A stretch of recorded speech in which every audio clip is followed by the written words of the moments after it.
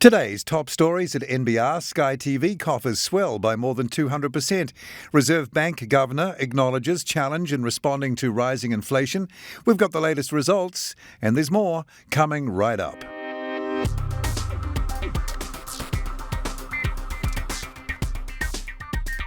Kia ora and welcome to NBR Today, 100% subscriber funded and proudly brought to you by you, as is every story at nbr.co.nz.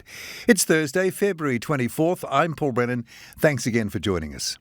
Air New Zealand still intends to launch an equity capital raise before the end of March or shortly thereafter, subject to market conditions, despite its share price continuing to sit at roughly half its pre-pandemic level. The raise is sorely needed to help the NZX and ASX-listed part government-owned airline weather the storm of COVID-related travel restrictions. It reported half-year results this morning, Thursday morning, showing a statutory loss before taxation of $376 million for the six-month period ending December 31st and a $272 million statutory loss after tax. However, Chief Executive Greg Foran can see light ahead for the airline, saying the company can see the path back to the revive phase of its Survive, Revive, Thrive plan, with the right strategy, the right people, and ready to fly.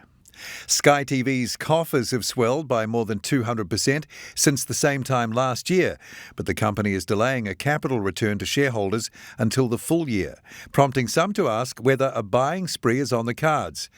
After the company's half-year result this morning, Thursday morning, which saw it return to revenue growth for the first time in 6 years and signal the return of dividends at the full year, Chief Executive Sophie Maloney joined the NBR's Dita Deboni. And obviously the sale of the Mount Wellington site create some additional capital that we're going to be having a very good look at as a management team and with the board to work out what's the right investment profile and whether or not there should be a further capital return once we've been through that review. Sky TV Chief Executive Sophie Maloney with Dita Deboni there.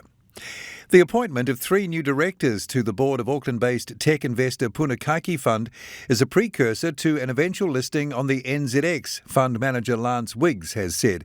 Wiggs, who along with co-founder Chris Humphreys manages the investment company through 2040 Ventures, said it had always talked about looking at an IPO once the fund hit about $100 million in assets. He joined NBR co-editor Fiona Rotherham. We're at a really interesting stage in our journeys. We've always said right from the start that we would look at an IPO when we got to around $100 million in assets. We're currently at 82 million. We had 5 exits last year, 3 of which were really good ones. The next year, obviously, we're getting to the stage where we can seriously look at an IPO as an option. Punakaiki Fund Manager Lance Wiggs with Fiona Rotherham. Reserve Bank Governor Adrian Orr has acknowledged it's a challenge for the bank to make the right monetary response to rising inflation. Yesterday, the bank raised its official cash rate from 0.75% to 1% and signalled it will go above 3% by 2024. At Parliament's Finance and Expenditure Select Committee this morning, Thursday morning, National Party Finance spokesperson Simon Bridges asked Orr whether the bank had been hawkish enough and should it have raised the OCR by 50 basis points rather than 25. Orr said the bank had previously projected the OCR would hit a peak of 2.5%. Now it was looking at something over 3%, and that will be a challenge. Have we done enough? Do we need to do more? He said. In results today, Thursday, and in its first results announcement since going public, Kiwi-developed sneaker maker Allbirds has reported a net loss of US $45.4 million for the year to December 2021.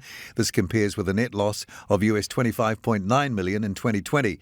Kiwi Bank has reported a 16% lift in net profit after tax to $64 million for the 6 months to December on the back of continued growth in home lending.